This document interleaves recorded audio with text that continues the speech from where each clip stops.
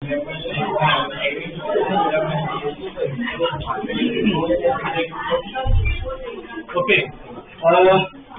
ये हमने last class में वेक्टर प्रोडक्ट वेक्टर्स के बारे में पढ़ा था ना। आज हम रोटेशन स्टार्ट कर सकते हैं, ठीक है। लिख लो चैप्टर, हम उसको अलग चैप्टर की तरह ही ट्रीट करेंगे। देखो, रोटेशनल मोशन,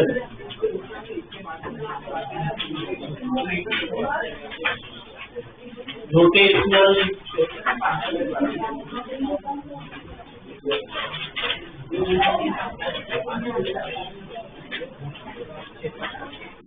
रोटेशनल मोशन, ठीक है। अगर रोटेशन क्या होता है वो समझते हैं, ठीक है। ये एक एग्जांपल कौन सा है, फैन का ही लेते हैं। ये फैन अभी घूम रहा है, ये फैन अभी, यहाँ पे ध्यान दोस्तों, ये फैन अभी घूम रहा है। तो इसमें बेटर वर्ड क्या है, फैन सर्कुलर मोशन कर रहा है, फैन रोटेट कर रहा है। दोनों कर रहे हम समझ में तो आ जाएगा क्या कहना चाहते हैं। बेटर ऑप्शन क्या है इस केस में, फैन क्या कर रहा है, रोटेट कर रहा है, सर्कुलर मोशन रोटेट कर रहा है। फैन जो है वो क्या कर रहा है, रोटेट कर रहा है, ठीक है। और अपने एक्सिस पे घूमती है, जिसके हम डे और नाइट चेंज करते हैं। और रोटेट कर रही है सर्कुलर मोशन, रोटेट कर, अर्थ क्या कर रही है, रोटेट कर रही है, ठीक है। तो रोटेशन का मतलब क्या, एक ऑब्जेक्ट एक्सिस के अबाउट, एक्सिस एक लाइन है, उसके अबाउट अगर घूमता है तो उसको हम क्या कहते हैं, रोटेशन, ठीक है। एक्सिस एक स्पेशल लाइन होती है जिसके अबाउट ऑब्जेक्ट घूमता है। जैसे इसकी मैं बात करूं फैन की, तो उसकी एक्सिस क्या होती है, एक्सिस है ना, बहुत इजीली हम आइडेंटिफाई कर सकते हैं। फैन ये ऐसा सर्कल बना है, बीच में से सर्कल है, ठीक है, बीच में से लाइन पास कर रहा, उसको क्या कहते हैं, एक्सिस। तो फैन की एक्सिस कौन सी होगी, बोल। जैसे बीच में से जो पास हो रही है लाइन, ये जो व्हाइट रॉड दिख रहा है, जैसे लाइन पूरी जो पास हो रही है उधर से, उसे क्या करेंगे हम, एक्सिस। तो क्या होती है, उसकी एक्सिस होती है, ठीक है। तो ये फैन, इसको रॉड मान ले, ठीक है। अगर मैं रॉड को ऐसे घुमाऊं, ठीक है, ऐसे मैं घुमाऊं, कौन सी होगी इसकी एक्सिस, बता सकते, एक्सिस कैसी होगी, क्या बोला है, सर्कल इमेजिन करो और बीच में से लाइन पास करवा दो।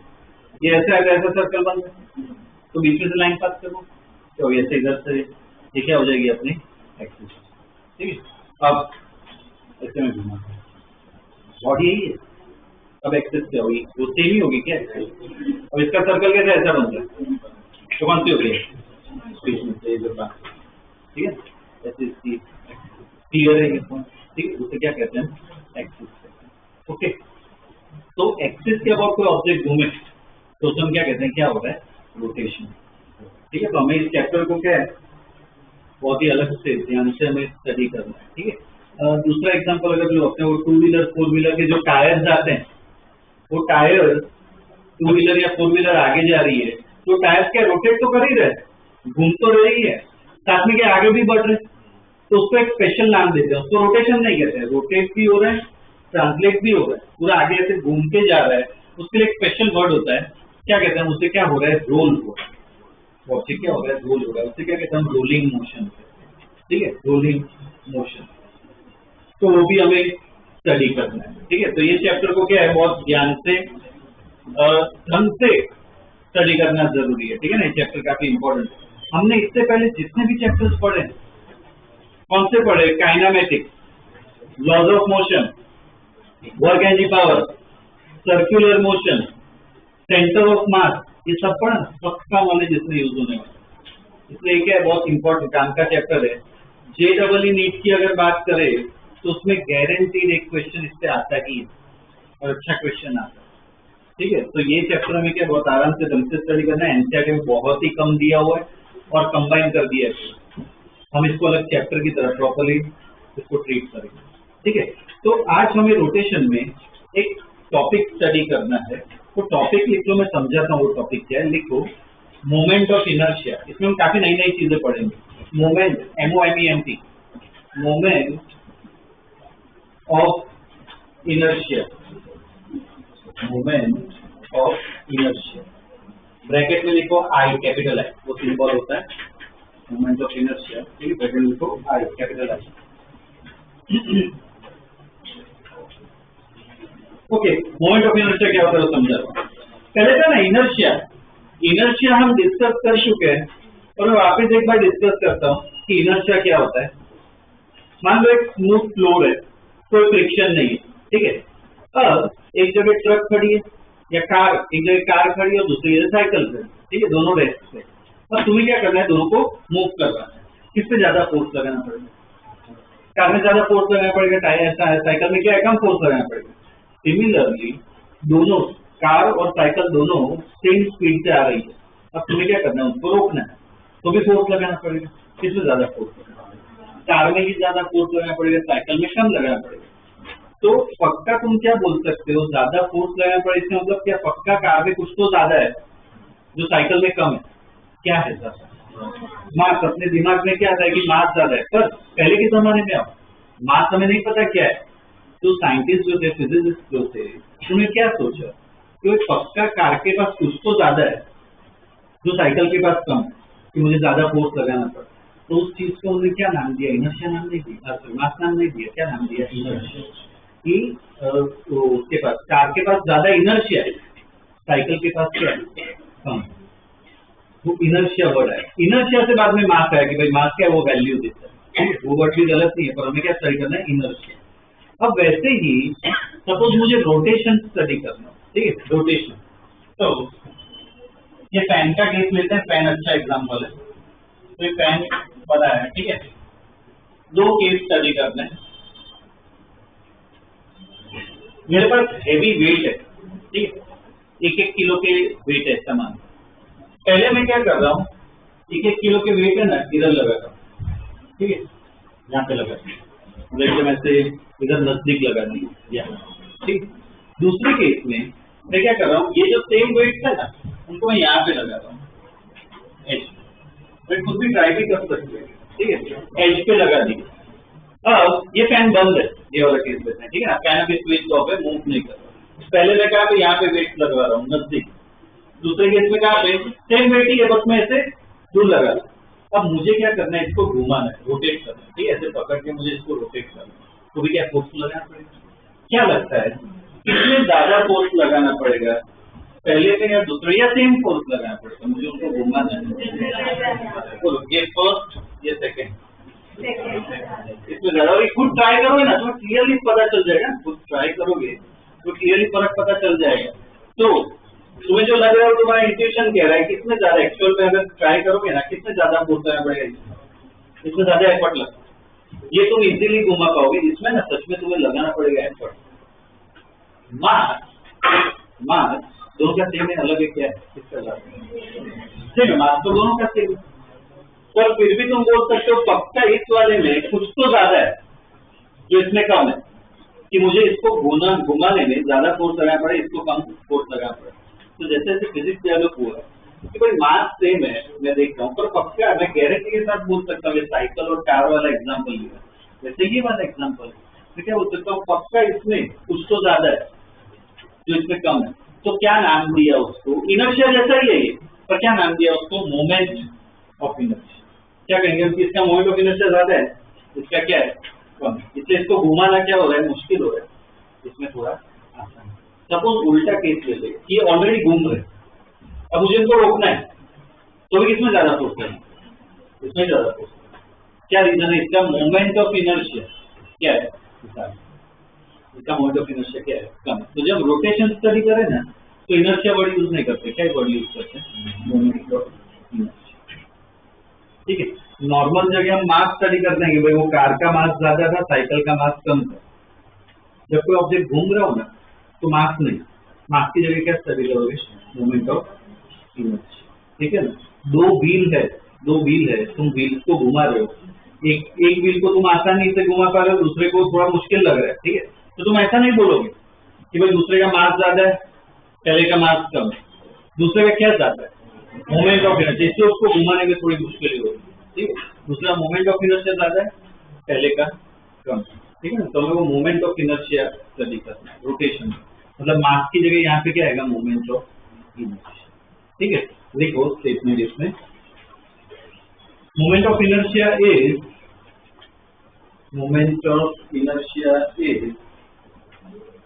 the rotational analog. Moment of inertia is the rotational analog, ANALOG, rotational analog of mass. Rotational analog of mass, मतलब मास की जगह इस तरीके, rotational analog of mass। ठीक है, फुल स्टॉप, कंटिन्यू में लिखो, just as mass ब्रैकेट में लिखो मोमेंट, ब्रैकेट में लिखो inertia, just as mass bracket में लिखो inertia resist change in motion, just as mass bracket में मोमेंट ऑफ इनर्शिया, इनर्शिया से resist change in motion, comma moment of inertia resist, moment of inertia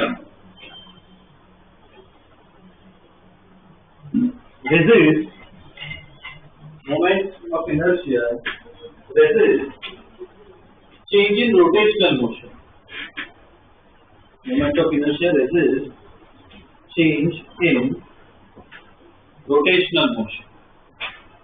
मतलब rotational motion जब भी देखना हो तो सिर्फ मास मत देखो, क्या देखना है, मोमेंट ऑफ इनर्शिया। उसका फॉर्मूला क्या है वो मैं बता रहा हूँ, ठीक है, क्या फॉर्मूला आता है, बहुत ही सिंपल फॉर्मूला है इसका। सपोज एक एक्सिस है ये और यहाँ पे एक पार्टिकल है, अगर ये एक्सिस है और ये पार्टिकल इसका मास एम है, मुझे बता सकते हो पार्टिकल कैसे घूमेगा। एक्सिस बहुत जरूरी है क्योंकि एक्सिस से दिखाता है कि पार्टिकल कैसे घूमेगा। अगर ये एक्सिस है और ये पार्टिकल है, एक्सिस हमेशा ऐसे घूमती है, मतलब ऐसे इसको स्टिक मान लो और ऐसे घुमाओ, पार्टिकल कैसे घूमेगा, ऐसे घूमेगा, इधर घूमेगा, कैसे घूमेगा। एक्सिस हमेशा बीच में होती है, वो तो सर्कल बना है, वैसे ये घूमेगा, ठीक है ना। अगर ये एक्सिस बना तो पार्टिकल ऐसे घूमेगा, ओके। तो इसका क्या है, कुछ मोमेंट ऑफ इनर्शिया होगा।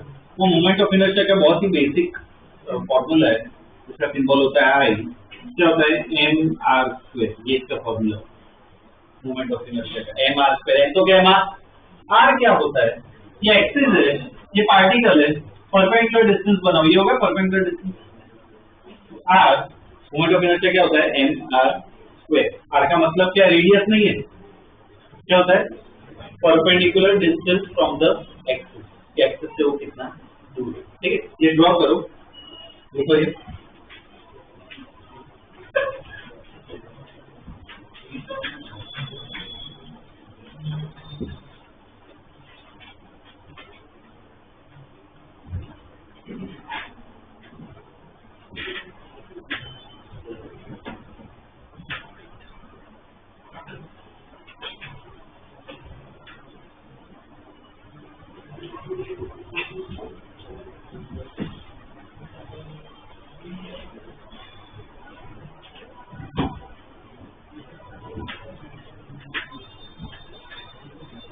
देखिए आर का मीनिंग लिखना, इधर क्या लिखोगे, perpendicular distance from the axis, ठीक है। आर का मीनिंग लिखना, आर का मतलब क्या है, perpendicular distance from the axis, ठीक है, perpendicular distance from the axis, okay. इसका ऐसा यूनिट बता सकते, फॉर्मूला है तुम्हारे पास, ये केजी, आर क्या डिस्टेंस, तो केजी मीटर स्क्वायर लिख लो, ऐसा यूनिट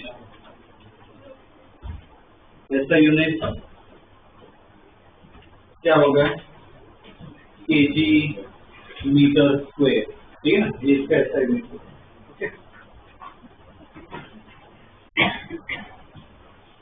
अब सपोज ये लिखना मत अभी, तो मैं पार्टिकल यहाँ पे बना रहा हूँ, इसका मास कुछ 2 kg है, इसका मोमेंट ऑफ इनर्शिया कितना होगा, जैसे पार्टिकल बना दिया 2 kg, इसका मोमेंट ऑफ इनर्शिया कितना होगा, फॉर्मूला ये 2 kg मतलब n पता है, मुझे आई निकालना है, तो और क्या चाहिए, आर कैसे मिलेगा, तुम्हारे पास एक्सिस होनी चाहिए, सपोज मैं ऐसे एक्सिस बनाऊं तब आर निकाल पाओगे। मोमेंट ऑफ इनर्शिया निकालना हो तो तुम्हारे दिमाग में सबसे पहले क्या आना चाहिए, एक्सिस कहाँ है, ठीक है। अगर कोई बोले तुम्हें कि भाई ये रॉड है, इसका मोमेंट ऑफ इनर्शिया निकालो, नहीं निकाल पाओगे, तुम पहले सबसे पहले क्या चाहिए, एक्सिस, ये एक्सिस कौन सी है, क्योंकि तुम आर लिख ही नहीं सकते, ठीक है ना, तो एक्सिस बहुत जरूरी है, ठीक है। तो वो एक स्टेटमेंट लिखो, एमआई कैपिटल में लिखना है, एमआई मोमेंट ऑफ इनर्शिया मतलब MI cannot be defined, MI cannot be defined without an axis, MI cannot be defined without an axis, ठीक है ना, उसके बगैर डिफाइन नहीं कर सकते, ठीक है। एक और पॉइंट मुझे लिखवाना वो भी स्टडी करते हैं, तो ये डायग्राम देखो, अब यहाँ पे इसका मोमेंट ऑफ इनर्शिया है, अब मैं क्या करो, इसको ना दूर लेके जा, इसको दूर लेके जा, एम तो चेंज होगा नहीं, ना इसको दूर लेके जा रहा हूँ, क्या चेंज होगा, आर चेंज होगा, मतलब बढ़ेगा, आई क्या होगा, आर बढ़ रहा है तो आई भी क्या होगा, बढ़ेगा, मतलब मास जितना दूर होता है एक्सिस से, मोमेंट ऑफ इनर्शिया क्या होता है उतना ज्यादा होता है, इसको क्या कहते हैं, मास डिस्ट्रीब्यूशन। मास जितना दूर फैला हो ना, मोमेंट ऑफ इनर्शिया क्या होगा, उतना ज्यादा। क्या रीजन है, क्या बढ़ जाता है, दूर जाने से क्या बढ़ जाता है, तो आई की वैल्यू क्या हो जाएगी, बढ़ जाएगी, ठीक है। वो भी एक इम्पोर्टेंट पॉइंट लिखो, एम आई डिपेंड्स ऑन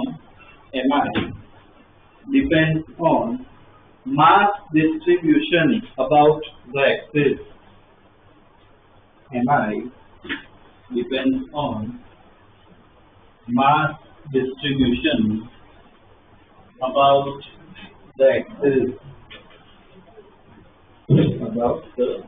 ठीक है ना, मास डिस्ट्रीब्यूशन कितना फैला हुआ है उस पर डिपेंड करता है, ठीक है। एक एग्जांपल से समझते हैं,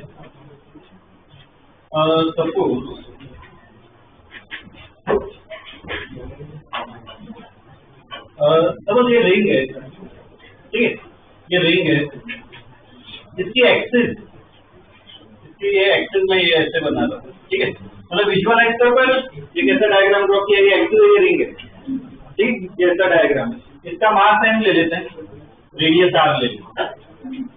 दूसरे केस में मैं क्या ले रहा हूँ, डिस्क ले रहा हूँ, डिस्क है, एक्सिस वही है, ठीक है, एक्सिस ये डिस्क है, यहाँ पे डिस्क लगा, ठीक, इसका भी मास m, रेडियस r, मास दोनों का सेम, एक्सिस भी सेम है, सेंटर से ही पास हो रही है, मुझे बता सकते हो किसका मोमेंट ऑफ इनर्शिया ज्यादा होगा, मास से। कभी भी कंपेयर करना हो किसका ज्यादा हो कम हो, मैंने लास्ट की स्टेटमेंट लिखवाया, मास डिस्ट्रीब्यूशन देखो, इसका मास, इसकी अगर मैं बात करूं, इसका मास कहाँ पे, यहाँ पे पूरा बाउंड्री में फैला हुआ, बाउंड्री में, इसका मास पूरा बाउंड्री में फैला है, इधर अंदर भी फैला हुआ, किसमें मास डिस्ट्रीब्यूशन दूर है, रिंग में, रिंग में पूरा बाउंड्री पे, इसमें देखो नजदीक दिया ना थोड़ा, इधर भी तो मास है, किसका मोमेंट ऑफ इनर्शिया ज्यादा होगा, रिंग में, जिसका कम आएगा, मैं लिखाऊंगा आगे फॉर्मूला, और तुम बोल सकते हो कि भाई एम आई ऑफ रिंग जब उसका ज्यादा होगा, क्योंकि उसका मास डिस्ट्रीब्यूशन क्या है, दूर है, ठीक है ना, ध्यान रखना है, ओके। एग्जाम्पल में ये ड्रॉ करो, एग्जाम्पल में ड्रॉ करो,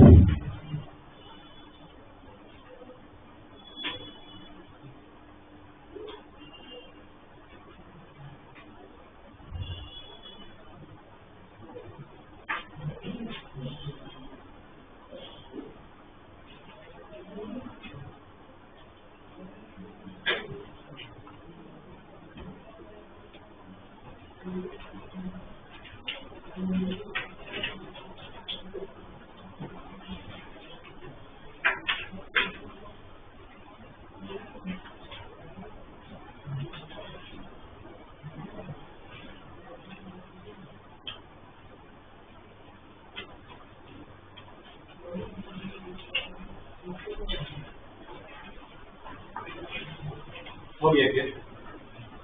ठीक है, ये लिखे इसमें ना रीजन लिखना, ये इससे लिखो कि mass is distributed on the periphery of the ring, mass is distributed on the periphery, या पेरीमीटर लिखो तो भी चलेगा, periphery of the ring, on the periphery, mass is distributed on the periphery of the ring. But for this,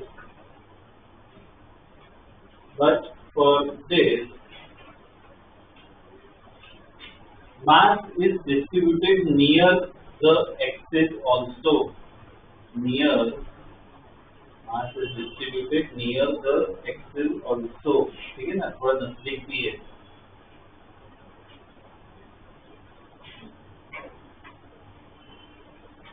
ठीक है, इसमें लिखो मत, मैं बस एक क्वेश्चन पूछ रहा हूँ, लिखने की जरूरत नहीं है. सपोज दो स्फीयर है, सॉलिड स्फीयर और हॉलो स्फीयर, मास सेम है, रेडियस भी सेम, इसका मोमेंट ऑफ इनर्शिया ज्यादा होगा.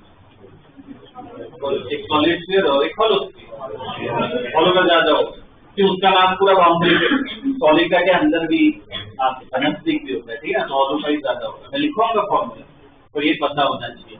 ठीक है, अब इसके कुछ प्रॉब्लम्स कर लेते हैं. ठीक है, बाद में एक्स्ट्रा पॉइंट है वो सब मुझे लिखवाना है. ठीक, कुछ प्रॉब्लम्स कर लेते हैं. लिखो क्वेश्चन लिखो. A particle of mass m, a particle of mass m equal to 2 kg, a particle of mass m equal to 2 kg has coordinate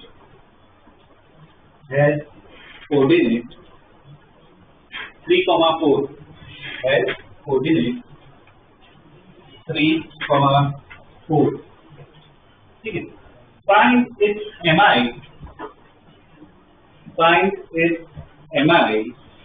about x-axis, y-axis and z-axis. Find its mi about x-axis, y-axis and z-axis. ठीक है, start में करते हैं ये problem, एक part बाद में try कर सकते हैं. देखो पहले कोऑर्डिनेट दिए हैं तो एक्स और वाई एक्सिस बना देते हैं. ये एक्स एक्सिस है, वाई एक्सिस है. यहाँ कहीं पे पार्टिकल रखा हुआ है 2 kg का, इसका कोऑर्डिनेट भी दिया हुआ है 3,4. ठीक है ना, ये इसका कोऑर्डिनेट दिया हुआ है. अब मुझे इसका मोमेंट ऑफ इनर्शिया निकालना है. देखो मोमेंट ऑफ इनर्शिया निकाला है तो इधर क्वेश्चन में पढ़ो एक्सिस दी हुई है, एक्सिस हमेशा होती है. ठीक है, पहले कौन सी एक्सिस है? एक्स एक्सिस, मतलब ये एक्सिस हो गई, ये एक्सिस हो गई और ये पार्टिकल है. इसमें कोई क्वेश्चन ऐसा पूछने ही वाला जेड वाले में भी नहीं आएगा, स्कूल के एग्जाम में भी नहीं आएगा, पर मैं क्वेश्चन पूछूंगा ये एक्सिस है, ये पार्टिकल है, कैसे घूमेगा पार्टिकल? कोई पूछता नहीं है, पर मैं इससे मुझे पता चलेगा तुम समझ ना रहे कैसे घूमेगा. ये एक्सिस ऐसे घूमेगी पार्टिकल. ठीक है ना, वाई एक्सिस होता, ठीक है ना, ऐसे बिल्कुल दोनों में बहुत फर्क है. ठीक है, तो चलो ये एक्सिस है. इसके बाद मुझे मोमेंट ऑफ इनर्शिया निकालना है. क्या होगा, एम आर स्क्वायर फॉर्मूला अपने पास. मास तो चलो 2 दिया हुआ है, आर का मतलब क्या होगा, ये बनाओ एक्स एक्सिस है, ये होगा अपना आर कितना होगा 4 है ना, देखो कोऑर्डिनेट ये क्या होगा 4, तो 4 स्क्वायर कितना हो जाएगा, 32 kg मीटर स्क्वायर. ये आ गया अपना मोमेंट ऑफ इनर्शिया. ठीक है, वाई और जेड अपने आप ट्राई करो, कर देखो वाई और जेड निकालो.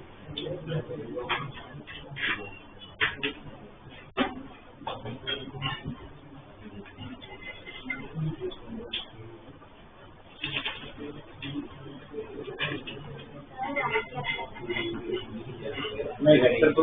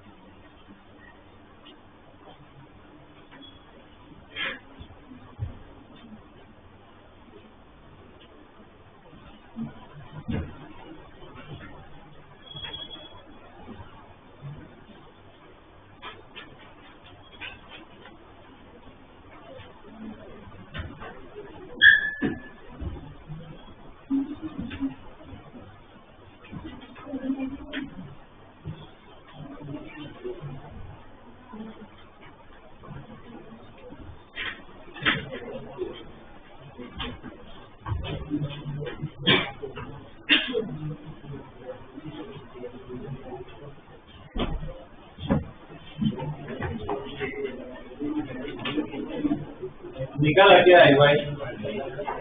अगर वाई एक्सिस बना है, अगर वाई एक्सिस बना है तो पार्टिकल ऐसे सर्कल में घूम रहा है, ये आर हो जाएगा। तो आई वाई के केस में एन आर कितना होगा? अगर वाई एक्सिस हो तो आर कितना हो जाएगा? 3 कितना आएगा? ठीक। अब z की बात करें, z एक्सिस मतलब तो क्लियर कर देता हूँ, अगर किसी को कंफ्यूजन हो तो z एक्सिस का तो मुझे बताओ, z एक्सिस मतलब कौन सा एक्सिस? ये x है, y है, z कौन सा? ये होती है। ऐसे ड्रॉ करता है कि आपकी बात पर किसी जगह में ऐसे नहीं आती, एक क्रॉस में ऐसे बना रहा हूँ, ऐसी एक्सिस नहीं है, ऐसी है, ये एक्सिस होती है। ठीक है ना, z एक्सिस। तो चलो ये z एक्सिस है, ये पार्टिकल है। अब पार्टिकल कैसे घूमेगा? ये एक्सिस है, ये तीन केस में अलग होगा। ये ऐसे घुमा एक्सिस को, पार्टिकल ऐसे सर्कल में, ठीक है, तीनों तीन में अलग सर्कल बनता है। ठीक है, तो ये एक्सिस है। अब परपेंडिकुलर डिस्टेंस क्या होगा? जैसे एक्सिस विजुअलाइज करो, ये हो गया परपेंडिकुलर डिस्टेंस। विजुअलाइज कर पा रहे हो? ये आर है, ये अपनी एक्सिस है, 90 डिग्री बनेगा परपेंडिकुलर, तो ये आर हो गया और ये अपनी एक्सिस है। तो जेड की अगर बात करें तो एम आर स्क्वायर, ये 2 है, आर कितना होगा? ये 3 है, 4 पाइथागोरस से कितना होगा? 5 स्क्वायर कितना आ जाएगा? 50 kg मीटर स्क्वायर। ठीक है, ये मोमेंट ऑफ इनर्शिया।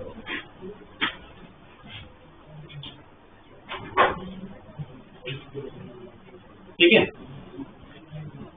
ऐसे ध्यान रखना, विजुअलाइज जितना करोगे ना उतना अच्छा होगा। ठीक है, आर निकालने में क्या उतनी आसानी होगी। ठीक है, next question,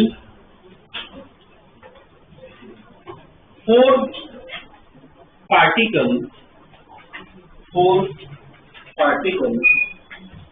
each of mass m, 4 particles each of mass m,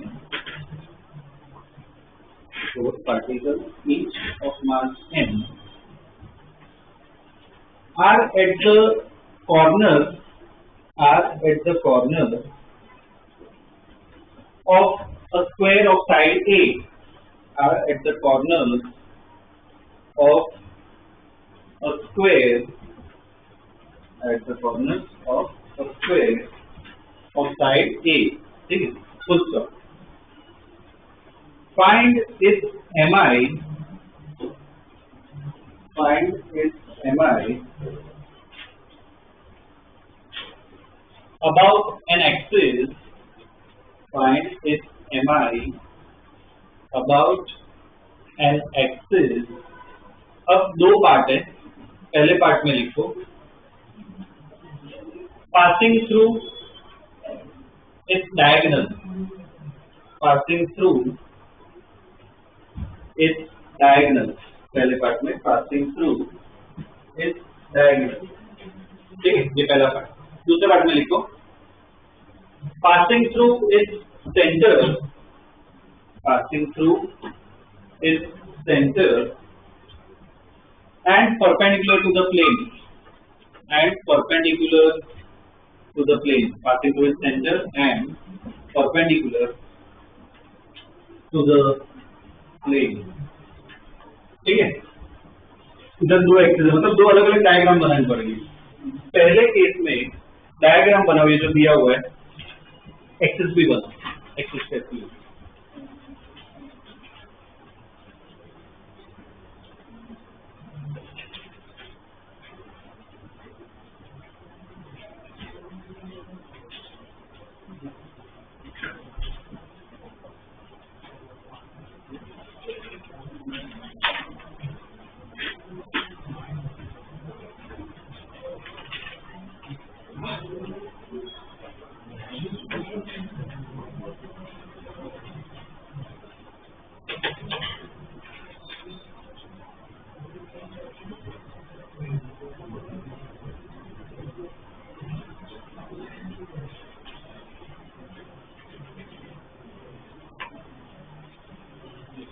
बना क्या डायग्राम? ये पार्टिकल है, ये तो सबको समझ आ गया ना, स्क्वायर कॉर्नर पे रखे हुए, साइड ही दे रखी है, ठीक है। पहले में एक्सिस कैसी है? डायगोनल। तो स्क्वायर की अगर बात करें तो देखो ये भी हो सकता है डायगोनल, ये भी हो सकता है डायगोनल, कोई भी बनाओ सेमी है, सिमेट्री, ठीक है। तो मैं ये वाली एक्सिस ले रहा हूँ, ये तो ये क्या हो गया? अपनी एक्सिस हो गई। अब तुम्हें इसके अबाउट मोमेंट ऑफ इनर्शिया निकालना, ठीक है। फॉर्मूला तुम्हें पता है, I इक्वल टू क्या है? mr square. हर एक का देखो, अच्छा ये पॉइंट बताना भूल गया, क्या करो, चलो एक काम करो, इसमें ही समझ लेते हैं, इसमें ही बता देता हूँ, दूसरे में अपने आप ट्राई करना। एक पार्टिकल का कितना का mr स्क्वायर, वैसे सबका निकालो और क्या कर दो, ऐड कर दो, खत्म, बस उतना ही, ठीक है। तो चलो इसका कितना होगा? ये पार्टिकल एक्सिस पे ही है, आर क्या होगा? एक्सिस पे आर क्या होगा? 0। तो अगर एक्सिस पे ही हो तो मोमेंट ऑफ इनर्शिया 0, इसका भी 0। अब इसका निकालना है मुझे, परपेंडिकुलर डिस्टेंस ये होगा, ये परपेंडिकुलर डिस्टेंस होगा r। अब ये कैसे निकाले? परपेंडिकुलर कभी भी ऐसा केस है, और ये काफी बार हम डिस्कस कर चुके हैं, कभी भी ऐसा एक ट्रायंगल दिख गया ना, इसका मतलब क्या अप्लाई करना है? ट्रिग्नोमेट्री से ही होगा। तो कोई एंगल पता है क्या? ये तो 90 है, और कोई एंगल पता है? स्क्वायर है तो ये कितना होता है? 45। तो ट्रायंगल को देखो, cos 45 क्या लिख सकते हैं? Base upon hypotenuse. तो इधर से r कितना आएगा? cos 45 कितना होता है? 1/√2। तो ये कितना हो जाएगा? a/√2। तो इसका मोमेंट ऑफ इनर्शिया, ये एक्सिस है, तो इसका मोमेंट ऑफ इनर्शिया कितना आएगा? mr स्क्वायर, मतलब a/√2 का स्क्वायर। वो दूसरे का एक बचा, क्या होगा? सेम होगा क्या? क्यों सेम होगा? आर है क्या? सिमेट्री, जैसा इधर ही वैसा है, तो पूरा अलग से लिखने की जरूरत नहीं, क्या करो? इंटू 2, क्या है आंसर? m²। ये पहला पार्ट हुआ, ठीक है, लिख लो। दूसरा पूरा अपने आप ट्राई।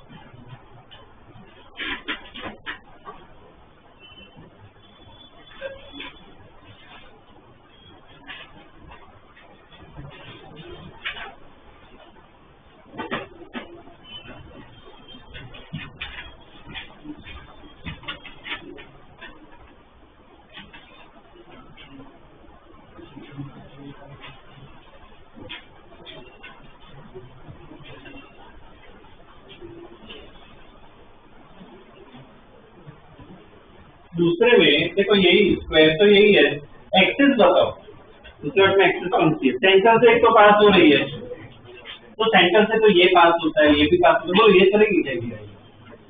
क्यों नहीं चलेगी? और क्या दिया? सेंटर से तो पास हो रही थी, और क्या दिया? Perpendicular plane. तो ये प्लेन है अपना, परपेंडिकुलर मतलब क्या होगा? ये एक्सिस। अब ये देखो, इधर तो ड्रॉ कर नहीं सकते, ये एक्सिस है तो क्या करो? ऐसे सर्कल बना लो, और ऐसे नहीं क्योंकि ये अपनी एक्सिस है, ठीक है, ये एक्सिस है। किसी एक पार्टिकल का निकालो तो परपेंडिकुलर डिस्टेंस क्या होगा?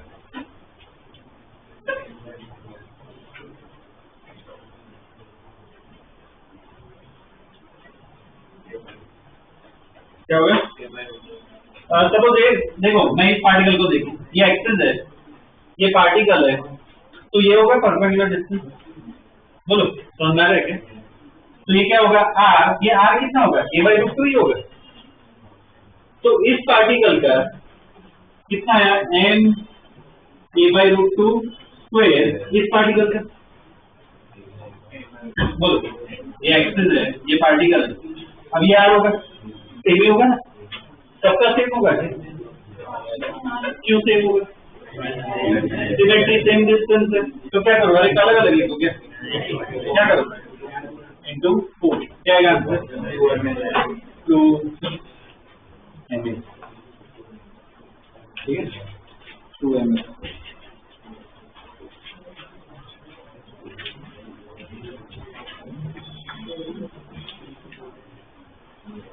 ठीक है, ये अपना आया मोमेंट ऑफ इनर्शिया, ठीक है ना।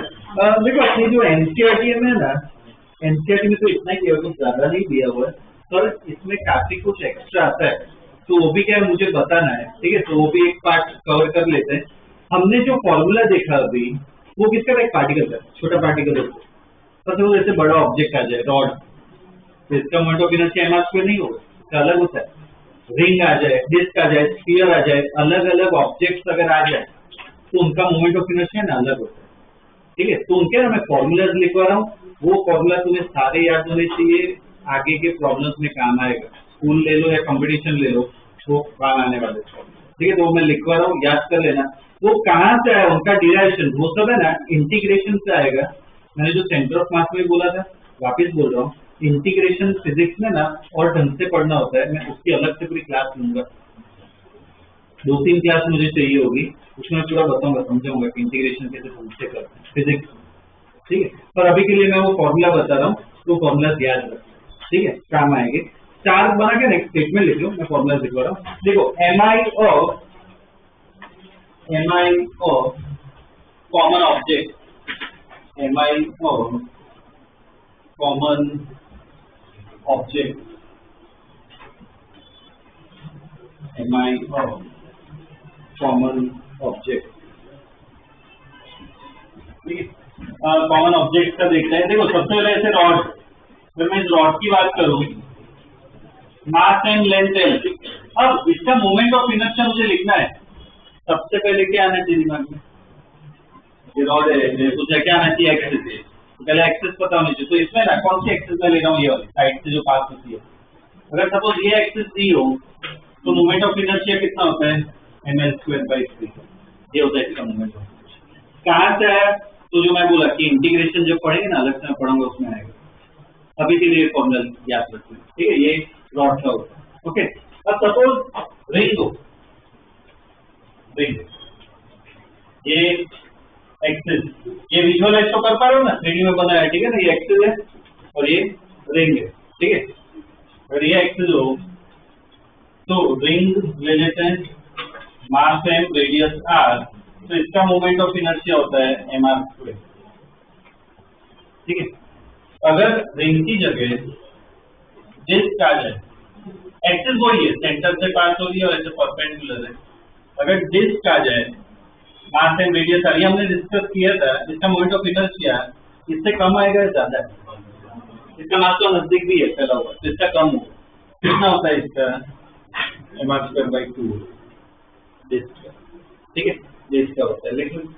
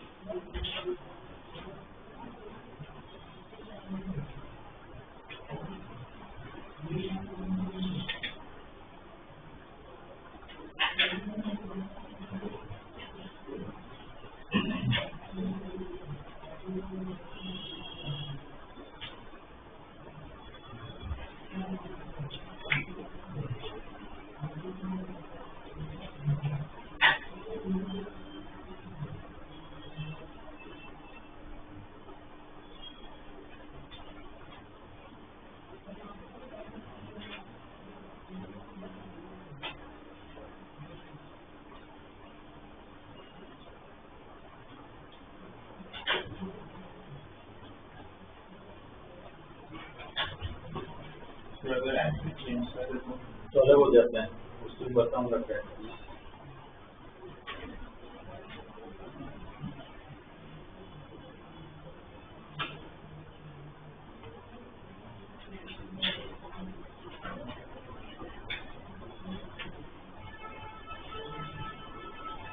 लिख लिया ये, ठीक है। और भी ऑब्जेक्ट बताना है। और अब देखो इसमें इससे ही आता है। अब मैं यहाँ पे क्या कर रहा हूँ, ये जो रॉड है ऐसे मान लो कि ये पूरा क्ले का बना हुआ है। क्ले मतलब क्या, कोई भी शेप दे सकते हैं, ठीक है। तो रॉड पर से पहला के मैं तो जैसे एक प्लेट बना दूं, ठीक है। ये प्लेट बन गई या शीट, इसका मास n है, इसकी लेंथ l ले लेते हैं और ब्रेथ b ले लेते हैं। तो इसको ऐसा मान सकते हैं रॉड का ही बना हुआ है। तो इसका जो मोमेंट ऑफ इनर्शिया है एक्सिस यही वाली है, उसका रॉड जैसा ही होता है, ml²/3। b पे डिपेंड नहीं करता है। अगर सपोज ये एक्सिस होता है, इसमें ऐड करेंगे, इसको कुछ x बना देते हैं, इसको y एक्सिस बना देते हैं। तो i y अगर ये एक्सिस हो कितना, ml²/3। अगर i x लिखूं अब क्या होगा, ऐसे रॉड होगा, क्या होगा, mb², ठीक है। अब रिंग की बात करें, उसकी जगह अब ये सेम क्ले का वाला, इसको खींच के ऐसे नीचे लाऊं, सिलेंडर बन जाएगा। हॉलो या सॉलिड कौन सा बनेगा, रिंग से बना दो, क्या बनेगा, हॉलो सिलेंडर। हॉलो सिलेंडर अगर बने, या एक्सिस वही है, बीच में से पास होगी, इसकी लेंथ l, मास m, रेडियस r, कितना होगा इसका मोमेंट ऑफ इनर्शिया, रिंग जितना ही होगा, mr², l पे डिपेंड नहीं करता। जिससे खींचू मैं, क्या बनेगा,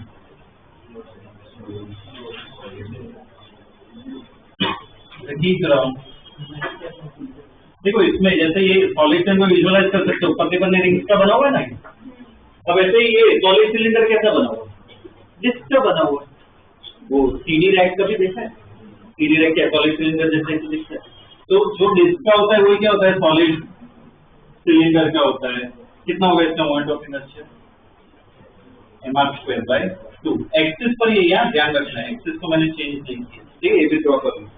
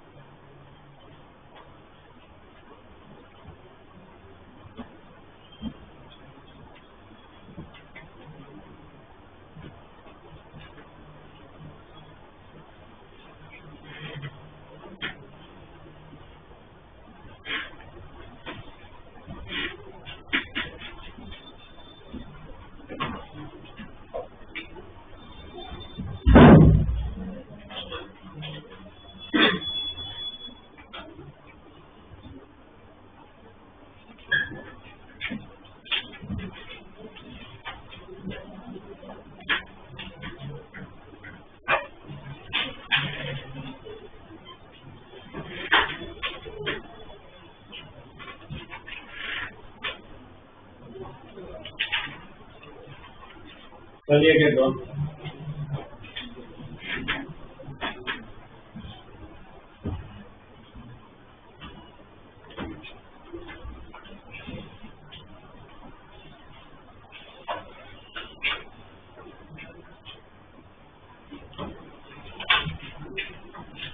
एक और देख लो, ये भी है, लिख के लेना। सपोज स्फीयर आ जाए, स्फीयर एक्सिस भी है अपनी, बीच में से पास हो रही है, ठीक है, स्फीयर है, दो टाइप है, सॉलिड और हॉलो, ठीक है, मास एंड रेडियस है, क्या लगता है किसका मोमेंट ऑफ इनर्शिया ज्यादा होगा? हॉलो का, उसका मास तो दूर होता है, ठीक है ना, हॉलो का ज्यादा होता है, सॉलिड का कम होता है। कितना होता है? ये सॉलिड का होता है 2/5 है मास स्क्वायर, तो इसका होता है 2/3 है मास।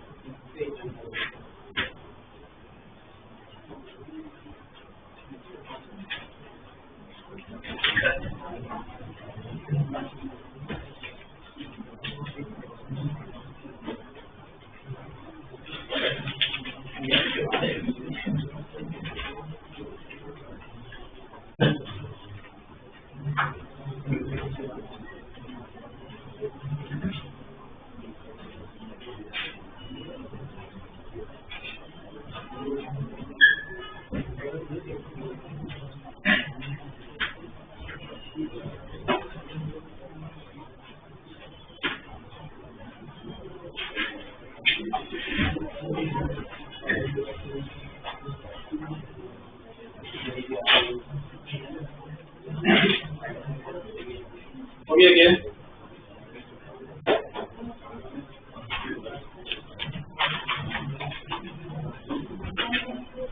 ये इसमें मोमेंट ऑफ इनर्शिया में जो है ना थियरम आती है, तो थियरम बहुत काम की है कि उससे हमें ना मोमेंट ऑफ इनर्शिया अलग अलग एक्सेस जो दी है उससे हम निकाल सकते हैं। वो थियरम भी पढ़ा देता हूँ, ठीक है, एनसीईआरटी ने दी है, पर शायद तुम्हारे स्कूल में डिपेंड करता है, पूछ भी सकते हैं स्कूल वाले पार्ट में। तो मैं क्या कहते हैं लिखवा देता हूँ, प्रैक्टिस कर लेते हैं उसके भी, ठीक है। लिखो perpendicular axis theorem, perpendicular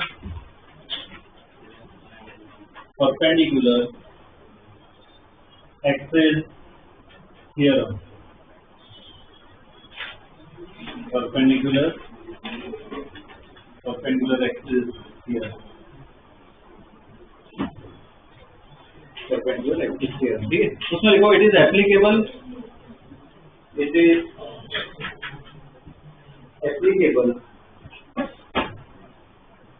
only for 2D objects. It is applicable only for 2D objects. मतलब 2 डायमेंशनल प्लेन में हो ना, ऐसे ही ऑब्जेक्ट चलते हैं। एक सिंपल एग्जांपल अगर तुम्हें कहूँ तो ये तुम्हारी बुक क्या है? 2D ऑब्जेक्ट हो गया, पतला होना चाहिए, ठीक है। बुक एक 2D ऑब्जेक्ट हो गया, रिंग एक 2D ऑब्जेक्ट हो गया, डिस्क 2D ऑब्जेक्ट हो गया, कोई प्लेट 2D ऑब्जेक्ट हो गई, स्फीयर वो नहीं चल रहा। 2D ऑब्जेक्ट के लिए थियरम वैलिड है। एग्जांपल में लिख लो, जिस पे सही हो उस पे टिक करो, जिस पे गलत उस पे रॉन्ग कर देना, ठीक है। लिखो ring, disc, sphere, plate, cylinder. Cylinder क्या होगा? होगा कि नहीं होगा? नहीं होगा, 3D ऑब्जेक्ट है ना, नहीं चलेगा, ठीक है। प्लेट चलेगा, प्लेट हो सकता है, ठीक है। अब ये थियरम क्या कहता है वो समझा। तो जैसे ये ऑब्जेक्ट है, ठीक है, एक ऑब्जेक्ट है, 2D ऑब्जेक्ट है। ये मैंने क्या ड्रॉ किया? ये जो नीचे वो क्या ड्रॉ किया? ये क्या ड्रॉ किया? ये क्या थिकनेस, उसकी थिकनेस थोड़ी तो होगी ना, उसकी थिकनेस, ठीक है, ये उसकी थिकनेस है। अब ये 2D ऑब्जेक्ट है, बहुत ही पतला है, ये इसकी थिकनेस यहाँ पे बनाई है। तो इसमें सबसे पहले तो क्या करो, XYZ एक्सिस बनानी है। तो ये X एक्सिस में ले रहा हूँ। अब ये ना थोड़ा 3D में बना रहा हूँ मैं डायग्राम, मतलब Y एक्सिस में ये नहीं लूंगा। नॉर्मल बना है तो ये X एक्सिस होती है, Y एक्सिस होती है और ये Z होती है। तो इसमें थोड़ा 3D में इफेक्ट मुझे चाहिए, तो Y एक्सिस है ना, तो ये बना रहा हूँ ये Y एक्सिस से 90 डिग्री विजुअलाइज कर पा रहे हो, 3D में नहीं। ऐसा कुछ है, ये जैसे मेरा हैंड है, 2D ऑब्जेक्ट है, ये X एक्सिस है, ये क्या है? Y axis. Z कौन सी होगी? ये वाली होगी, ठीक है। तो इसमें Z एक्सिस कौन सी? ऐसे बनाते हैं, ये Z एक्सिस, ठीक है, तो नीचे से ये भी कितना होगा? 90। वो 3D में विजुअलाइज कर पा रहे हो क्या? ठीक है ना, ये वाला चीज है। ठीक है, अब ये थियरम क्या कहता है, परपेंडिकुलर थियरम, इसके प्लेन में कौन सा एक्स, तो वो दोनों का मोमेंट ऑफ इनर्शिया अगर ऐड करोगे तो किसके बराबर होगा, जेड के बराबर। ये होती है परपेंडिकुलर एक्सिस थियरम कि एक्स और वाई प्लेन में उनका मोमेंट ऑफ इनर्शिया ऐड करोगे तो किसके मोमेंट ऑफ इनर्शिया के बराबर होगा, जेड के बराबर। इसको कहते हैं परपेंडिकुलर एक्सिस थियरम। ठीक, विड्रॉ कर लो, इसकी प्रैक्टिस करते हैं।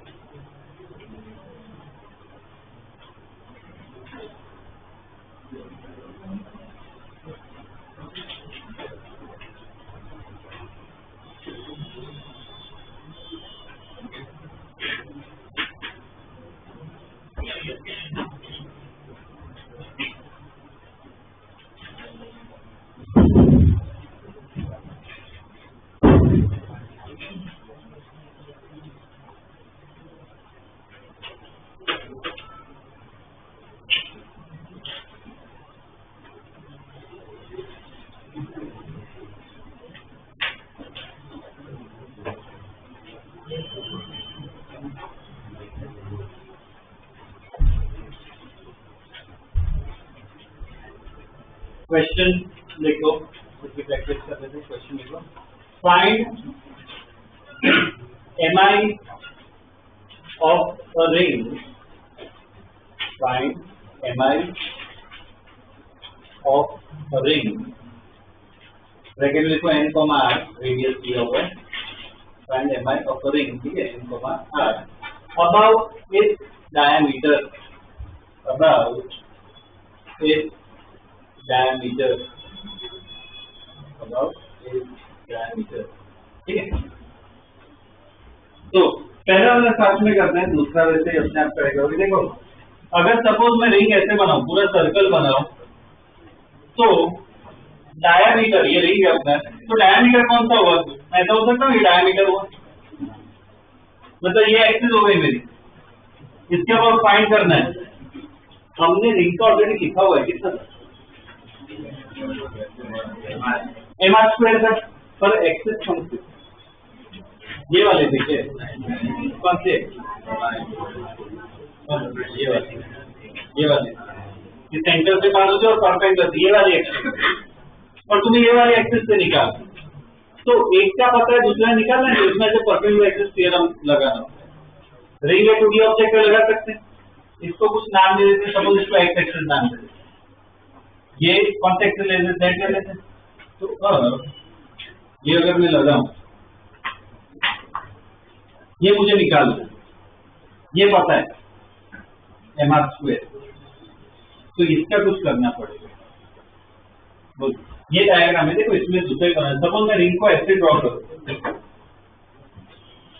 तो ये अपनी जेड एक्सेस होगी, एक्स एक्सेस कौन सी होगी, ये होगी, वाई एक्सेस कौन सी होगी, इसमें अगर ये एक्स बना है, इधर वाई ये एक्सेस है, वाई एक्सेस, इधर वाई एक्सेस कैसे होगी, और ये 3D में ड्रॉ कर रहा हूं मैं, इसमें वाई एक्सेस कैसे होगी, ऐसे कोई ड्रॉप नहीं, सॉरी ये क्या होगी, कैसे होगी, ठीक है, दोनों एक ही डायग्राम। तो जेड में मुझे पता है एम आर स्क्वायर, एक्स में मुझे निकालना है, तो वाई का पता होना चाहिए, तो हो गया, तो वाई का क्या बोल, सेम होगा क्या, जो एक्स में निकाल रहा हूँ वैसा ही वाई का होगा क्या, क्यों, एक्स के अबाउट देखो, ऐसे सेमी सर्कल है, ऐसे मार्क फैला हुआ है सेमी सर्कल में, वाई के अबाउट देखो, सेम सेमी सर्कल में तो फैला हुआ, तो और दूसरा वर्ड क्या है, सिमेट्री, इधर आई एक्स और आई वाई क्या है, सेम है, तो मैं क्या लिख सकता हूँ, 2x लिख लूं, 2x कितना आया मेरा, एम आर स्क्वायर बाय, ध्यान रखना, ठीक है, लिख लो, ये दोनों डायग्राम ड्रॉ करो, क्या काम आएगा,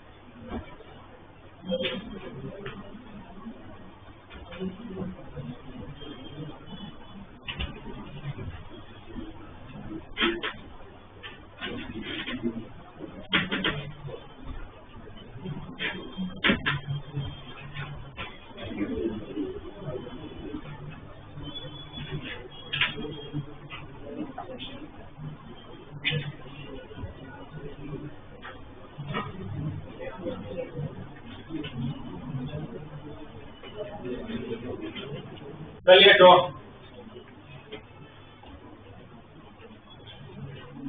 इधर जिनको क्लिक हो गया ठीक है, जिनको ना हुआ तो ऐसे लिखना है, तो साइड पे सोल्यूशन में किया x equal to I Y due to symmetry, ठीक है ना, सेम डिस्ट्रीब्यूशन है, ठीक है, आई एक्स आई वाई क्या होंगे, सेम होंगे। ओके, नेक्स्ट क्वेश्चन लिखो, नेक्स्ट क्वेश्चन लिखो, a rectangular plate, a rectangular plate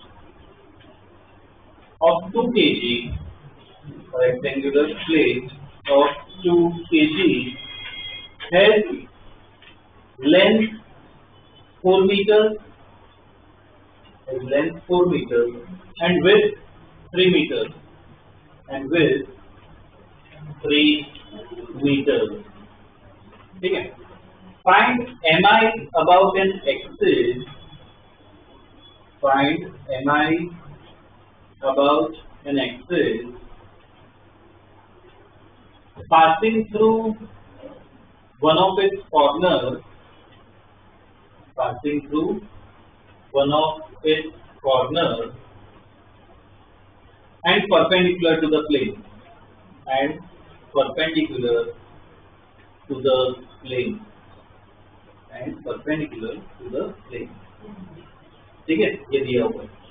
देखो इसमें जैसे रिंग के 2 डायग्राम बनाए ना, एक नॉर्मल बना है और एक ऐसे वो 3D में बना है, वैसे इसके भी डायग्राम बनाए के ट्राई करो, तो क्या ज्यादा अच्छी तरह क्लिक होगा। एक्स वाई जेड एक्सिस खुद सिलेक्ट करो, कौन सी होगी क्या होगी, बनाओ।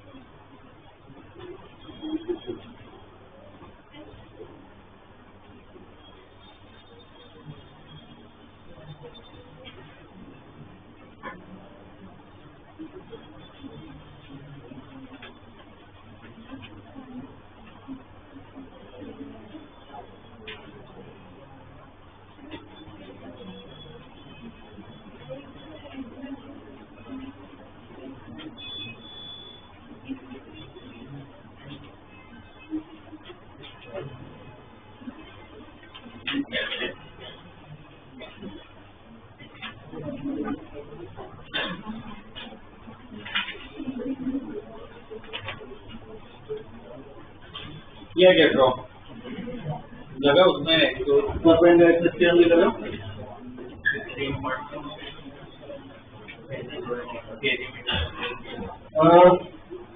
क्या है देखो, अगर इसमें नॉर्मल हम बनाए प्लेट, रेक्टेंगुलर प्लेट, तो ये अभी मैं लेंथ एल ब्रेथ भी लिख रहा हूँ, कोई एक कॉर्नर के अबाउट, इस कॉर्नर के अबाउट अगर मैं मानूं तो एक्सिस कौन सी है जो क्वेश्चन में दी है, एक कॉर्नर से पास हो गया परपेंडिकुलर है, तो ये वाली एक्सिस है, इसको जेड बना लेंगे, तो एक्स और वाई एक्सिस कौन सी होनी चाहिए, जब मैं ये कॉर्नर लूँ तो एक्स एक्सिस कौन सी, इधर से ही पास होनी चाहिए, जबकि एक्स एक्सिस होनी चाहिए, ये वाई होनी चाहिए, तो जेड क्या ये हो गया, और इधर बाद में परपेंडिकुलर एक्सिस थ्योरम लगा सकते हो, आई वाई प्लस आई जेड। अगर 3D में देखोगे डायग्राम, तो ऐसे प्लेट पे ऐसे ड्रॉ करना पड़ेगा,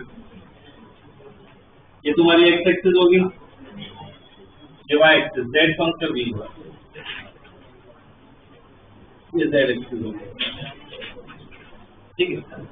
तो इसमें बोलो आई जेड निकालना है, आई वाई आई एक्स का पता है, तो ये एक्स आई वाई आई एक्स का कुछ पता है, आई वाई कितना होगा, तो ये एक्सिस है, इसलिए कैपिटल लिखा है क्या होता है इसके और एन स्क्वायर बाई 3 अगर एक्स के बाद लिखे तो बी स्क्वायर बाई 3 सब वैल्यूज दे रखी है तो कितना आएगा इधर ये कितना है एन कितना है 2 तो 2/3 into L square plus B square plus 4 square है ना तो कितना हो जाएगा 25/50/3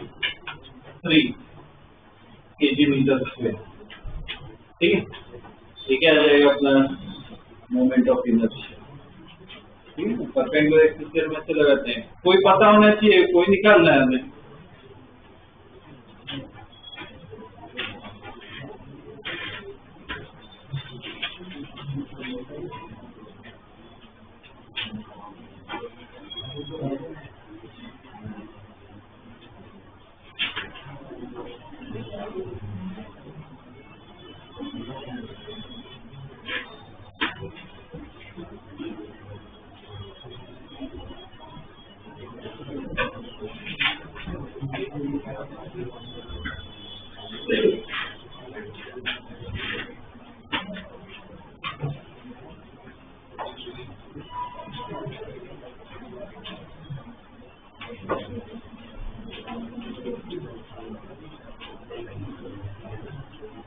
हो गया क्या एक और थियरम है वो स्टडी कर लेते हैं तो पॉइंट ऑफ इनर्शिया अपना खत्म हो जाएगा लिखो parallel axis theorem parallel axis theorem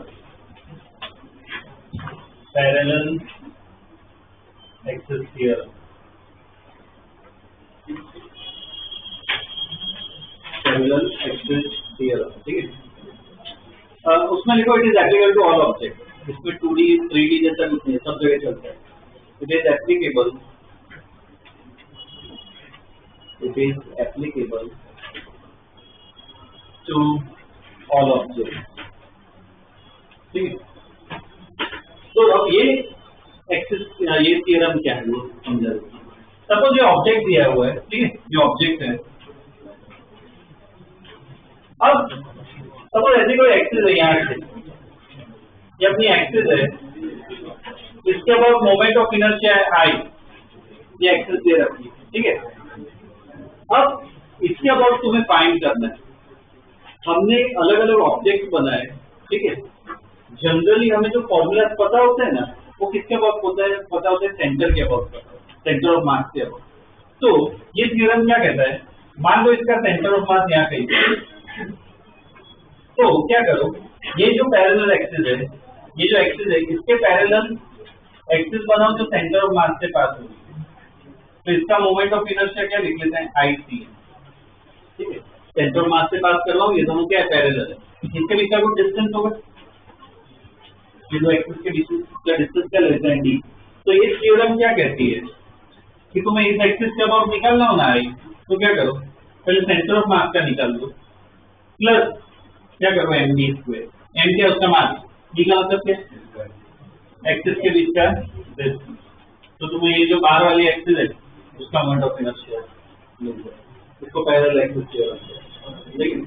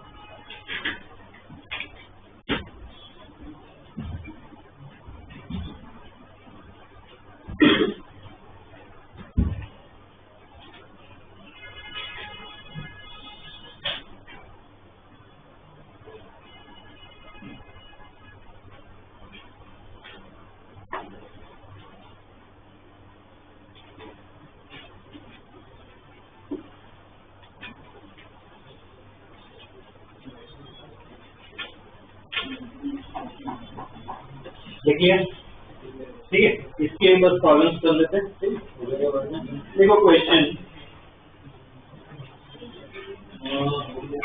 देखो find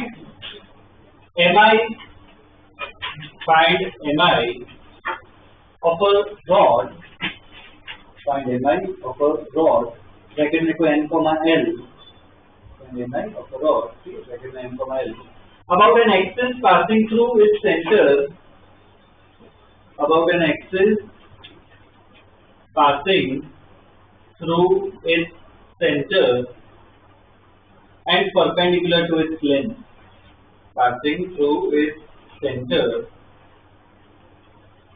and perpendicular to its length, passing through its center and perpendicular to its length.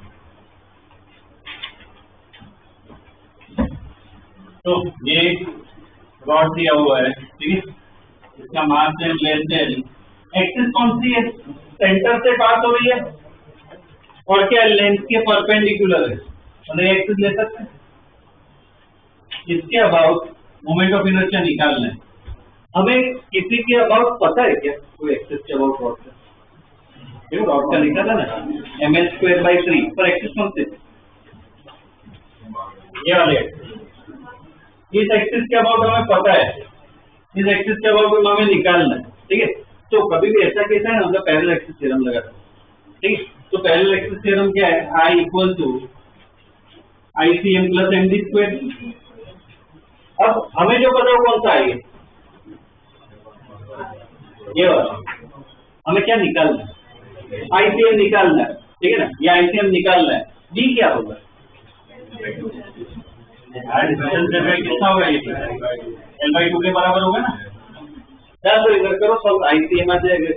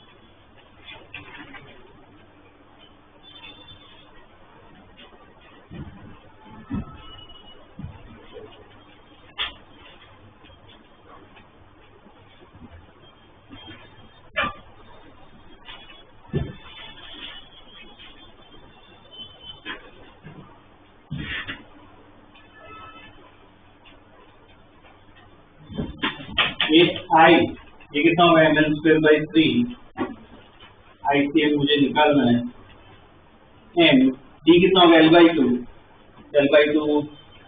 इसका स्क्वायर, इसका तो सॉल्व, इधर से ICM आ जाएगा, कितना आ रहा है ICM, ml²/4 हो जाएगा, इसको इस तरफ लेके आओ, कितना हो जाएगा, ml²/12।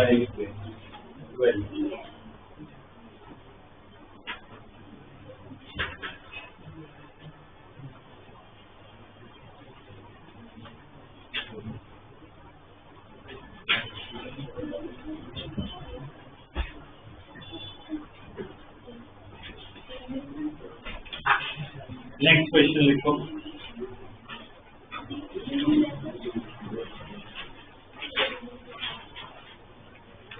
Find mi of a disk, find mi of a disk, bracket में तो n को मास और रेडियस दे रखा है, find mi of a disk, bracket में n को मास, about its tangent, about its tangent, about its tangent, ठीक है। अब डिस्क दे रखी है, डिस्क दे रखी है, m को मार्क, एक्सिस कौन सी है, टेंजेंट, टेंजेंट का मतलब पता है, क्या होता है, ऐसे टच करके जैसे क्या कहते हैं टेंजेंट। अब टेंजेंट यहाँ से बनाओ, इधर से बनाओ, कहीं से भी बना सकते हो। टेंजेंट तो टेंजेंट है, तो यहाँ से बोलकर बनाओ, ये टेंजेंट है, तो इसके अबाउट तुम्हें आई फाइंड करना है, ठीक है। अब वो इससे इनको जो तुम्हें डिस्क का पता है, मैंने लिखवा है एक डिस्क का, अब सोचो उसके बारे में।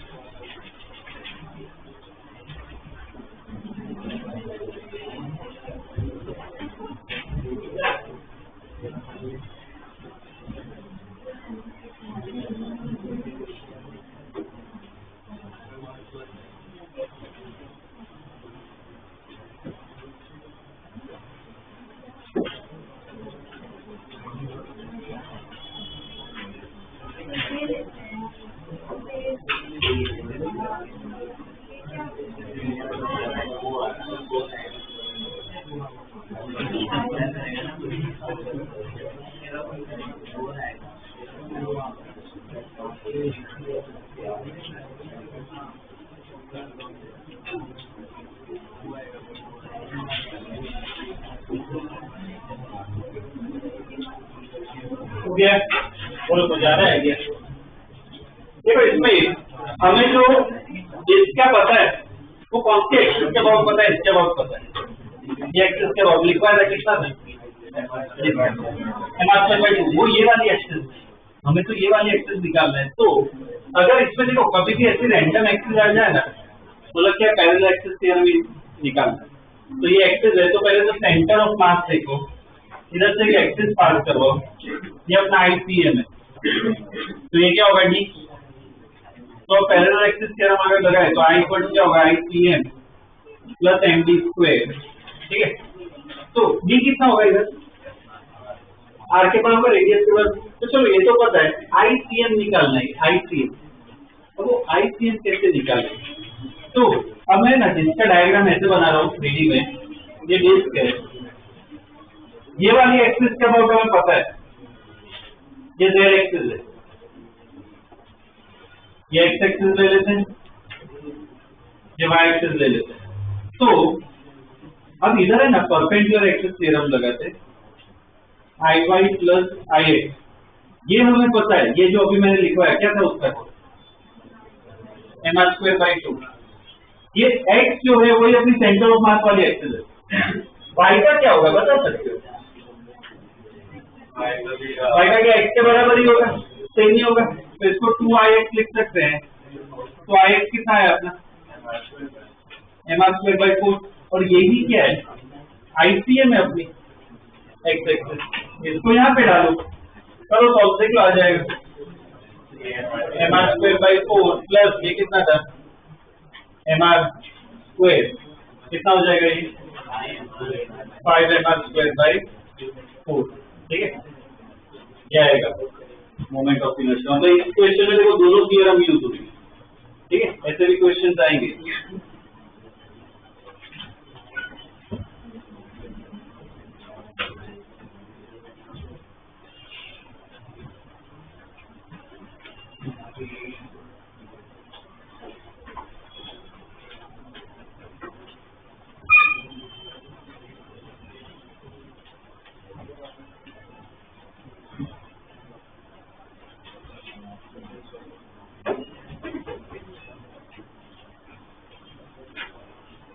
Okay. So next,